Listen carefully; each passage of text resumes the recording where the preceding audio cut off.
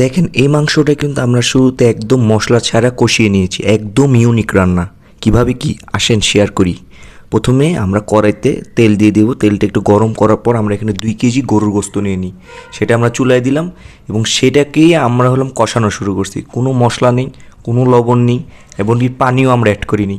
এখানে শুধুমাত্র আমরা টমেটোটা দিয়ে দিই এই কারণে, কারণ টমেটোটা হতে সময় লাগে, তাই আমরা আগেই টমেটোটা অ্যাড করে দিয়েছি। এবং এখানে দালচিনি, এলাচ এবং লবঙ্গ পরিমাণ মতো দিয়ে এটাকে আবার কষাবো, ভালো মতো কষাবো। আমরা কোনো পানি অ্যাড করিনি, এখানে কিন্তু শুধুমাত্র তেল দেওয়া হয়েছে এবং তেলে দেখেন আস্তে আস্তে কিন্তু গরুর যে চর্বি সেটা গলবে এবং নিজের একটা পানি যেটা বের করে, তেলটা বের করে সেটা বের করতেছে।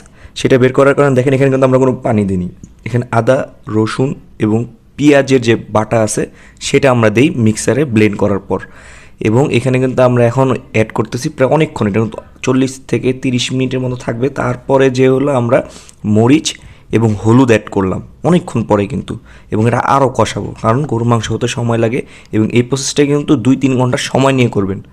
ঠিক আছে, তারপরে হলো চলতেছে, এখনও কিন্তু আমরা এটা পানি অ্যাড করিনি, এটা কিন্তু এখনও চলতেছে একদম। তারপরে হলো আমরা পেঁয়াজ অ্যাড করলাম, একদম র পেঁয়াজ, কোনো ভাজা না, বাগার দেওয়া না, একদম র পেঁয়াজ কেটে সুন্দর করে হালকা পেঁয়াজ অ্যাড করলাম। এরপর এটা রেখে দিব। এই দেখেন একদম কিন্তু কষিয়ে এসেছে, পুরা যে ঝোলগুলো ছিল বা পানিগুলো ছিল সেটা কিন্তু শুকিয়ে এসেছে।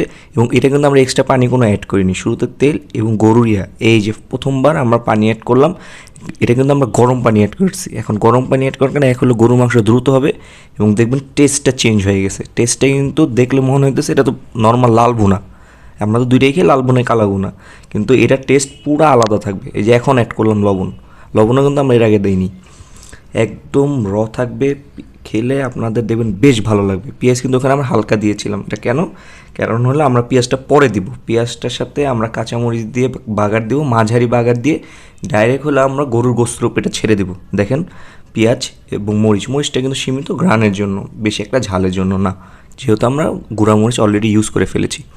আমরা এটাকে ভালো মতো বাগার দিব, অল্প তেল, বেশি তেলে না, এটা ভালো মতো বাগার দিয়ে আমরা একদম গরুর গোস্তের উপরে দিয়ে দেবো।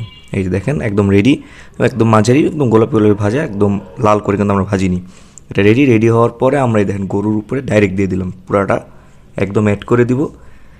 এবং এরপর শুধু অপেক্ষা, কারণ এটা চুলায় মাঝারি আঁচ দিয়ে লম্বা সময় রেখে দিবেন, কারণ গরুর গোস্তের উপরে ডিপেন্ড করে কখন সেটা গলবে।